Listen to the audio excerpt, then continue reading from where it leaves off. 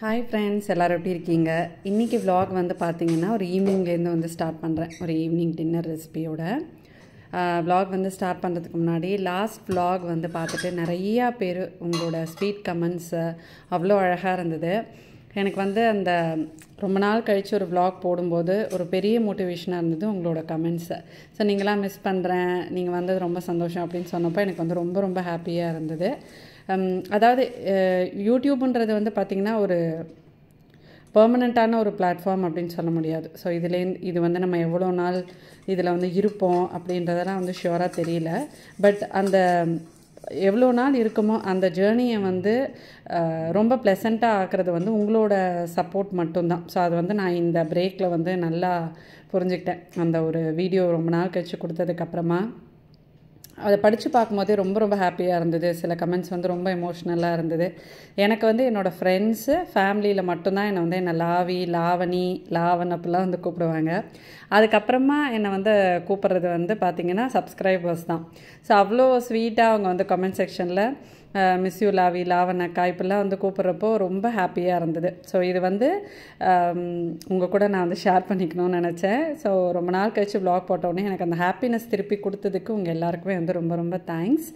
உங்களோட சப்போர்ட்னால தான் நாங்கள் இவ்வளோ வருஷம், அதாவது ஒரு விஷயம் வந்து நம்ம ரெகுலராக பண்ணிகிட்டே இருக்கும்போது கண்டிப்பாக அது வந்து போர் அடிக்கும். ஆனால் ஸோ அந்த ஒரு போர்டம் இல்லாமல் எங்களை எடுத்துகிட்டு போகிறது, அந்த ஒரு கன்சிஸ்டன்சியை வந்து எங்களுக்கு கொடுத்தது எப்போவுமே நீங்கள் தான் அப்படின்னு சொல்லுவேன்.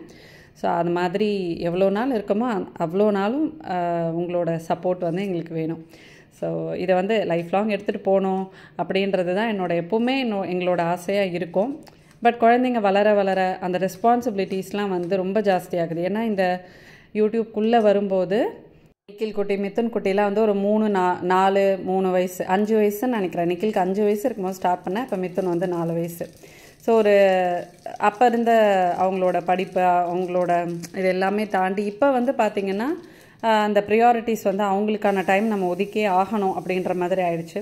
நிக்கில் வந்து நெக்ஸ்ட் இயருக்கு அப்புறமா வந்து ஒரு டீன் ஏஜ்குள்ளே போகிறானா. ஸோ அவனோட படிப்பு, ஈவினிங் வந்ததுக்கப்புறம் அவங்கள படிக்க வைக்கிறது, இதுவே வந்து கரெக்டாக இருக்கா. ஸோ இப்போ அந்த யூடியூப்பை வந்து அவ்வளோ கன்சிஸ்டண்ட்டாக எங்களால் கொடுக்க முடியல. ஸோ அதுதான் ஒரு பெரிய சேலஞ்சாக நாங்கள் இப்போ வந்து ஃபேஸ் பண்ணுறது. பட் பை காட்ஸ் கிரேஸ் இதை வந்து எவ்வளோ தூரம் எவ்வளோ நாள் எடுத்துகிட்டு போக முடியுமோ கண்டிப்பாக அவ்வளோ நாள் வந்து நாங்கள் எடுத்துகிட்டு போகிறதுக்கு எங்களால் முடிஞ்ச எல்லா எஃபர்ட்டுமே வந்து கொடுப்போம். So thank you for all your support and your sweet comments. அதை சொல்லணும்னு நினச்சேன். ஈவினிங் வந்து ரெசிபி பெருசாக ஒன்றும் புதுசாக இல்லை, ஆல்ரெடி நம்ம வீடியோவில் பார்த்தது தான்.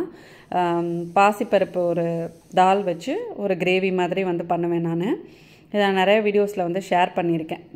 சைடில் வந்து வெங்காயம், தக்காளி, பச்சை மிளகா, கொஞ்சம் மஞ்சள் பொடி, சாம்பார் பொடியெலாம் போட்டு வதக்கிட்டு அது வரைக்கும் பாசிப்பருப்பை வந்து குக்கரில் வறுத்துட்டு கொஞ்சம் தண்ணி ஊற்றி வேக வச்சுருக்கணும். ஸோ இதெல்லாம் வதங்கினதுக்கப்புறம் நம்ம அதில் வந்து சேர்த்துட்டு ஒரு 3 விசில் வச்சு இறக்குனா போதும். சிம்பிளான ஒரு சாம்பார், பட் ரொம்ப டேஸ்டியாக இருக்கும். அது குக்காய் 3 விசிலுக்கு அப்புறமா அது பார்த்திங்கன்னா கொஞ்சம் கெட்டியாக இருக்கும். அதை திருப்பியும் அடுப்பில் வச்சு கொஞ்சம் கொதிக்கிற தண்ணி ஊற்றி நல்லா வந்து கொஞ்சம் கொதி விட்டுட்டு அதில் வேணும்னா நீங்கள் இன்னும் கொஞ்சம் காஷ்மீரி சில்லி தூள் கூட வந்து போட்டுக்கலாம். நெய்யில் திருப்பியும் கடுகு, கொஞ்சம் சீரகம் தாளித்து போட்டிங்கன்னா ரொம்ப ரொம்ப டேஸ்ட்டாக இருக்கும். ஸோ இது வந்து மாற்றி மாற்றி ஏதாவது ஒரு சைட் டிஷ் நம்ம பண்ணணும்ல. ஸோ அதனால் இட்லிக்கு வந்து இது ரொம்ப எனக்கு வந்து சட்னி அந்த மாதிரி சாப்பிட்றத விட இட்லிக்கு வந்து சாம்பார், இன்னும் கொஞ்சம் செமி கிரேவி, கொஞ்சம் கிரேவி அப்படிலாம் சாப்பிட்றது நல்லாயிருக்கும். இட்லி வந்து கொஞ்சம் இறங்குற மாதிரி இருக்கும். ஸோ இட்லி மாவு வந்து அன்றைக்கி காலையில் தான் வந்து அரைச்சேன். ஸோ என்னைக்கு காலையில் மாவு அரைச்சா அன்றைக்கி நைட்டு வந்து இட்லி தான் ஃபஸ்ட்டு ஊற்றுவேன். ஏன்னா அப்போ தான் உங்களுக்கு இட்லி வந்து நல்லா சாஃப்டாக வரும். ஸோ அதனால் மோஸ்ட்லி காலையில் மாவு அரைச்சிருந்தா நைட்டு வந்து இட்லி தான் இருக்கும். நான் இட்லிக்கு போடுற மெஷர்மெண்ட்ஸ் வந்து ஆல்ரெடி நிறைய வீடியோவில் ஷேர் பண்ணியிருக்கோம். எல்லோரும் போடுற மெஷர்மெண்ட் தான் 4க்கு 1 அந்த அளவில் தான் வந்து போடுவேன். 4 கப்பு வந்து நீங்கள் இட்லி அரிசி சேர்த்திங்கன்னா இல்லை 1 கப்பு இல்லை 1.25 கப்பு அளவுக்கு உளுந்து சேர்த்துக்கலாம். இப்போல்லாம் நான் என்ன பண்ணுறேன்னா நைட்டு வந்து ஊற வச்சுட்டு காலையில் அரைச்சிடுவேன். மோஸ்ட்லி சண்டே காலையில் அரைச்சிடுவேன் மாவு. சாட்டர்டே நைட் ஊற வச்சு சண்டே காலையில் அரைச்சிட்டேன்னு வச்சுக்கோங்களேன், நமக்கு வந்து அந்த வீக்குக்கு கொஞ்சம் மாவு இருக்கிற மாதிரி இருக்கும். நடுவில் தீர்ந்ததுன்னா தோசைக்கு அந்த மாதிரி அரைச்சி வச்சுருவேன். ஸோ அந்த மாதிரி நைட்டு நீங்கள் வந்து இட்லிக்கு உளுந்து ஊற வைக்கிறப்போ நைட் ஃபுல்லாக நம்ம வந்து உளுந்து வெளியே வச்சுருந்தா சீக்கிரமாக அந்த ஸ்மெல் வர ஆரம்பிச்சிடும். அதனால் நான் அரிசி, வெந்தயம் மட்டும் வெளியே வச்சுடுவேன். உளுந்து வந்து பார்த்திங்கன்னா நல்லா கழுவி தண்ணி ஊற்றி ஊற வச்சு நைட்டே எடுத்து ஃப்ரிட்ஜில் வச்சுருவேன். அந்த மாதிரி வச்சுட்டு காலையில் நீங்கள் ஃப்ரிட்ஜிலேருந்து எடுத்து அரைக்க போடும்போது நல்லா புசுன்னு மாவு வந்து அந்த சில்லு தண்ணி இருக்குல்ல, அந்த ஊற வச்ச தண்ணியே அந்த சில்லு தண்ணியை ஊற்றி அரைக்கிறப்போ நல்லா மாவு புசுன்னு வரும். இட்லி வந்து அவ்வளோ சாஃப்டாக வரும். ட்ரை பண்ணி பாருங்கள். நான் கொஞ்சம் வந்து அவலும் போடுவேன். அவல் உங்களுக்கு பழக்கம் இருந்ததுன்னா நீங்கள் போட்டுக்கலாம். அவல் வந்து ஒரு 1/2 டம்ளர் அளவுக்கு அரிசி நம்ம அரைக்கிறப்ப அது ஊற வச்சு அரைச்சிக்கிட்டா போதும். அதை நைட்டே ஊற வைக்கணும்னு இல்லை, இந்த மெஷர்மெண்ட் தான். ஸோ சிம்பிளான பட் ரொம்ப குயிக்காக பண்ணக்கூடிய ஒரு டின்னர் அப்படின்னா இந்த இட்லி சாம்பார் தான். சூப்பராக இருக்கும். ஸோ இந்த சாம்பார் நீங்கள் வந்து மோஸ்ட்லி எல்லார் வீட்லேயும் நம்ம பண்ணுறது தான். அப்படி இல்லைன்னா நீங்கள் வந்து ட்ரை பண்ணி பாருங்கள்.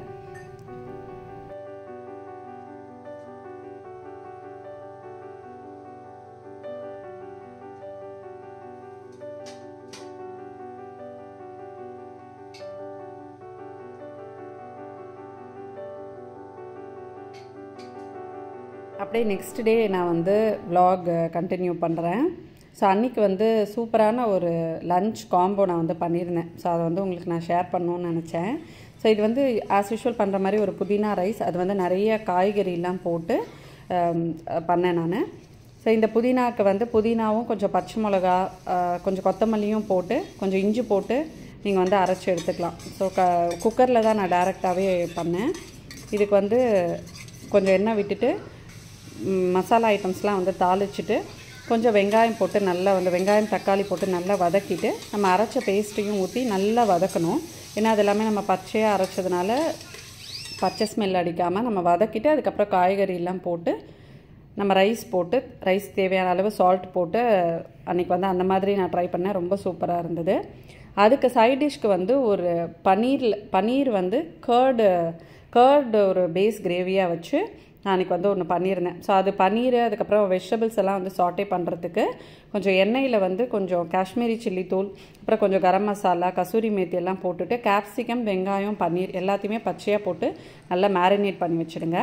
அப்புறமா தயிர்லேயும் வந்து கொஞ்சம் மஞ்சள் காஷ்மீரி சில்லி தூள் போட்டுட்டு கடலை மாவு கொஞ்சம் போட்டுட்டு அதையும் நல்லா வந்து மிக்ஸ் பண்ணிடணும். இப்போ வந்து ஒரு பேனில் நான் கொஞ்சம் பட்டர் போட்டிருக்கேன். பட்டர் போட்டுட்டு பட்டர் நல்லா வந்து கொஞ்சம் மெல்ட் ஆனதுக்கப்புறமா நம்ம மேரினேட் பண்ணி வச்சுருக்கிற இந்த பன்னீர் மிக்சர் இருக்குல்ல அதை போட்டுட்டு நல்லா வந்து சாட்டே பண்ணிவிடுங்க. நான் யூஸ்வலாக கர்டில் வந்து பேஸ் அதாக வச்சு ட்ரை பண்ணதில்லை கிரேவி. அதை ட்ரை பண்ணும்போதே சாப்பிடுவாங்களா என்னன்னு எனக்கு வந்து ஒரு டவுட்டாக இருந்தது. இதை ட்ரை பண்ணி பார்க்கலாமே அப்படின்ட்டு. ஏன்னா இதுக்கு வந்து ரொம்ப பெரிய வேலைலாம் கிடையாது. கர்டு ரெடியாக இருந்தால் போதும். ஜஸ்ட் நம்ம வந்து மேரினேட் பண்ணி வச்சுட்டு ஒரு நிமிஷத்தில் இது வந்து நம்ம ரெடி பண்ணிடலாம். ஸோ நம்ம மிக்ஸ் பண்ணி வச்சுருந்தோம்ல அதை ஃபஸ்ட்டு நம்ம கொஞ்சம் சாட்டே பண்ணி திருப்பி தனியாக எடுத்து வச்சுக்கிட்டு அதே கடாயிலேயே கொஞ்சம் பட்டர் போட்டுட்டு பச்சை மிளகாவும் கொஞ்சம் பூண்டும் போட்டு நல்லா வந்து சாட்டே பண்ணிவிட்டு இந்த தயிரையும் ஊற்றிட்டு கொஞ்சம் கேஷ்யூ பேஸ்ட் அதில் வந்து போட்டுடணும். ஸோ இது தயிர் வந்து கொஞ்சம் நேரம் நமக்கு வந்து குக் ஆகணும். அந்த கேஷ்யூ பேஸ்ட்லாம் போடுறதுனால நல்ல ரிச் அண்ட் க்ரீமியாக இருக்கும் இந்த கிரேவி. இது கொஞ்சம் ரெடி ஆனதுக்கப்புறமா அதுக்கான சால்ட் எல்லாம் பார்த்துக்கோங்க. அதுக்கப்புறம் நம்ம சாட்டே பண்ணி வச்சுருக்கிற இந்த பன்னீர் வெஜ் மிக்ஸ்டர் இருக்குல்ல இதை வந்து அதை சேர்த்து மிக்ஸ் பண்ணிவிட்டு கொஞ்சம் நேரம் கொதிக்க விட்டு இறக்கிட்டோன்னா அந்த பன்னீர் கிரேவிக்கு இது சூப்பராக இருக்கும். அது பண்ணதுக்கப்புறமா நான் வந்து ஷூட் பண்ண மறந்துட்டேன். ஆனால் எல்லாம் ரொம்ப விரும்பி சாப்பிட்டாங்க. அந்த கர்ட் கிரேவி வந்து பார்த்திங்கன்னா நிமிஷத்தில் வந்து காலி ஆகிடுச்சு. ட்ரை பண்ணி பாருங்கள். ஸோ நம்ம வீட்டில் வந்து ஒரு குட்டி சேஞ்ச் வந்து ஒன்று பண்ணியிருந்தோம். ஸோ இந்த ஃப்ரிட்ஜு வந்து நமக்கு அந்த பக்கம் அதாவது சுவாமி ரூமுக்கு ஆப்போசிட்டில் இருக்கும். அங்கே ஒரு சின்ன உடன் ஸ்டாண்ட் இருக்குல்ல அந்த இடத்துல வந்து இருந்தது. இதை வந்து இந்த பக்கமாக மாற்றி பார்க்கலாம் அப்படின்ட்டு ஜஸ்ட் வந்து மாற்றி பார்த்தோம். அதுக்கப்புறமா அந்த உடன் ஸ்டாண்டையும் நான் எடுத்து கிச்சனில் வந்து செட் பண்ணிட்டேன். ஸோ இந்த இடத்துல ஃப்ரிட்ஜு வச்சோடனே அந்த இடத்துல ரொம்ப அடக்கமாகவும் இருந்தது. அந்த பக்கம் அந்த சுவாமி ரூம் இருக்கிற சைடு வந்து ரொம்ப ஸ்பேஷியஸாக வந்து தெரிஞ்சுது. எனக்கு அதுக்கப்புறம் ரொம்ப பிடிச்சிருந்தது. ஆக்சுவலாக டைனிங் டேபிள் வாங்கலாம் அப்படின்ற ஒரு பிளானில் தான் இந்த ஃப்ரிட்ஜ் வந்து இங்கே செட் ஆகுமா அப்படின்னு சொல்லிட்டு எலக்ட்ரிஷியன்லாம் வந்து கேட்டுட்டு அதுக்கப்புறம் இங்கே வந்து செட் பண்ணியிருந்தோம். அப்புறம் அந்த இடத்துல அந்த ஸ்பேஷியஸாக இருந்ததில்ல, ஸோ அந்த இடத்த உடனே அடைச்சிட வேண்டாம் டைனிங் டேபிள் போட்டு கொஞ்சம் யோசித்து வாங்கிக்கலாம் அப்படின்னு சொல்லிட்டு அந்த பிளான் அப்படியே ஆற போட்டுட்டோம். ஸோ டைனிங் டேபிள் போட்டோன்னாலும் அங்கே வந்து நல்ல இடம் இருக்கும். பார்க்கலாம், வாங்கினா உங்களுக்கு வந்து கண்டிப்பாக சொல்கிறேன். இந்த கர்டைன் வந்து பார்த்திங்கன்னா நம்மளோட ரூமில் வாங்கிறதுக்காக இது வந்தே ஒரு 1 வீக் ஆகிடுச்சு செட் பண்ணலாம் அப்படின்ட்டு. இது வந்து நான் ஒரு செட்டு வந்து வாங்கியிருந்தேன். இது முதல்லையே இருக்குது நம்மளோட ரூமில். ஸோ என்ன ஆகுதுன்னா வெளிச்சம் ரொம்ப ஜாஸ்தியாக வரும் இந்த ரூமில் 2 விண்டோ இருக்கிறதுனால. அதனால் ஒயிட் இந்த பக்கம் 2 போட்டுட்டு அந்த பக்கம் 2 ப்ரௌன் போட்டிருந்தேன். ஸோ அந்த ஒயிட்டையும் எடுத்துட்டு அங்கே ஒரு துணி போட்டிருப்போம், ஏன்னா ரொம்ப வெளிச்சமாக இருக்குமா அதை மறைக்கிறதுக்காக. ஸோ அதுக்கு வந்து இந்த சைடும் 2 போட்டுட்டு அந்த ஒயிட்டை வந்து நடுவில் ஒன்று அங்கேயும் இங்கேயும் போட்டுட்டா 3 கர்டைன் இருந்துச்சுன்னா நம்ம கொஞ்சம் வெளிச்சம் வர்றது கண்ட்ரோல் ஆகுமே அப்படின்னு சொல்லிட்டு இந்த ஒயிட்டை வந்து ரெண்டுமே ஸ்ப்ளிட் பண்ணி போட்டு இங்கே ஒன்று அங்கே ஒன்று போட்டுட்டு ப்ரௌன் வந்து 2 அந்த மாதிரி பிளான் பண்ணியிருந்தேன். இது போட்ட உடனே கொஞ்சம் நல்லாவே வெளிச்சம் கண்ட்ரோல் ஆச்சு.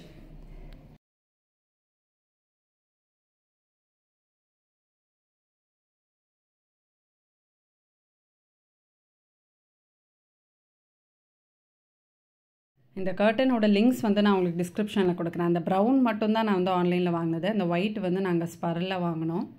நைட் வந்து வேலையெல்லாம் முடிச்சுட்டு அன்றைக்கி வந்து ஒரு பெரிய டாஸ்க் ஒன்று வந்து ரொம்ப நாளாக பெண்டிங் இருந்தது நான் வந்து வச்சுருந்தேன். ஸோ அதாவது நம்மளோட கிச்சனில் இந்த ஒயிட் அண்ட் ப்ரௌன் வந்து கொடுத்துருப்பாங்க. ஸோ இந்த ஒயிட் வந்து ரெகுலராக யூஸ் பண்ணி என்ன ஆயிடுச்சுன்னா ரொம்ப அழுக்கு வந்து படிஞ்சிருச்சு. ஸோ இது வந்து பார்த்திங்கன்னா கிச்சன் சைடில் இருக்குது. இந்த இடம் எல்லாமுமே வந்து அழுக்கு படிஞ்சிருந்தது. நான் உங்களுக்கு பிஃபோர் காட்ட வந்து மறந்துட்டேன்.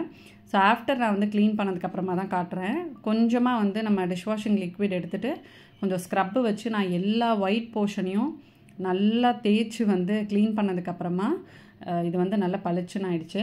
ஸோ இது உடன் கம்ப்ளீட்டாக வந்து உடன் இப்போ யாரும் போகிறதில்ல. ஸோ இது வந்து ஒரு 10 இயர்ஸ் முன்னாடி கட்டின வீடுன்றனால எல்லாமே வுட்டில் தான் வந்துருக்குமா. ஸோ வுட்டுன்றது மெயின்டெனன்ஸ் வந்து ரொம்பவே சேலஞ்சிங் தான். நம்ம ரொம்பவும் தண்ணியும் போட்டு துடைக்க முடியாது. ஸோ அது வந்து ப்ராப்பராக இருக்கணும். தண்ணி ரொம்ப பட்டால் உடனே வந்து உப்பிக்கும். ஸோ அதனால் இப்போ யாருமே இந்த மாதிரி உடன் கம்ப்ளீட்டாக வந்து போகிறதில்ல. இது மெயின்டைன் பண்ணுறதே ரொம்ப கஷ்டமாக தான் வந்து இருக்குது.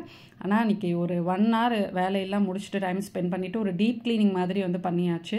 ஸோ இந்த பக்கம் சிங்க் ஏரியாவும் கம்ப்ளீட்டாக க்ளீன் பண்ணிவிட்டு அந்த ஒயிட் சைடு டோர் எல்லாம் க்ளீன் பண்ணோன்னே எனக்கு ரொம்ப சாட்டிஸ்ஃபைங்காக இருந்துச்சு. ஸோ இந்த சைடு வந்து நமக்கு ஒரு சர்வீஸ் இது மாதிரி ஏரியா மாதிரி இருக்கும். ஸோ அங்கே பெருசாக ஒன்றும் இருக்காது. கிரைண்டரும் ஒரு சிங்க்கும் மட்டும்தான் வந்து வச்சுருப்போம். ஃபுல்லாக இந்த ஏரியாலாம் க்ளீன் பண்ணிவிட்டு கிச்சன் ஃபுல்லாக வந்து க்ளீன் பண்ணிவிட்டு அன்றைக்கி என்னோடய நைட் ரொட்டீன் இப்படி தான் வந்து போச்சு. நைட் தூங்குறதுக்கு முன்னாடி நெக்ஸ்ட் டேக்கு வந்து பாதாம் ஊற வச்சுட்டு பாதாம் வந்து ரெகுலராக ஊற வச்சு காலையில் எடுத்துக்கோங்க. இது வந்து நம்மளோட ஸ்கின் ஹேர் எல்லாத்துக்குமே ரொம்ப நல்லது. இப்போ அதில் ஆட் ஆன் ஆகிருக்கிறது இந்த வெந்தய தண்ணி.